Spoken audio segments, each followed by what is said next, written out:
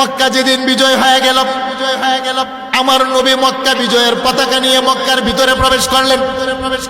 আমার নবী মক্কার ভিতরে প্রবেশ করে তিনি ডাকতে আরম্ভ করলেন, আইনা বেলাল, বেলাল কোথায়? সাইয়েদানা বেলাল কাবা ঘরের উত্তর কর্নারে দাঁড়িয়েছিলেন। আমার নবী বলেন, বেলাল তুমি পিছনে কেন, সামনে আসো, পিছনে দাঁড়িয়ে আছো কেন? সাইয়েদানা বেলাল বলে, ইয়া রাসূলুল্লাহ, ইয়া হাবিবাল্লাহ, আমি হলাম গোলামের ছেলে, গোলাম।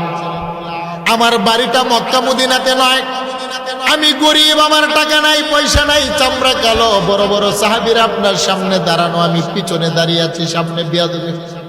আমার নবী বলেন, বেলাল আজকে মক্কা বিজয় অর্জন করলাম, মক্কা বিজয়ের একটা আজান হবে, বিজয়ের আজান আমি রহমতের নবী তুমি কালো বেলালের কণ্ঠে শুনতে চাই।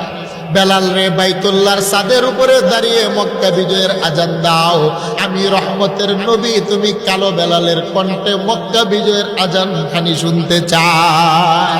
আল্লাহু আকবার বলেন, আল্লাহু আকবার বলেন।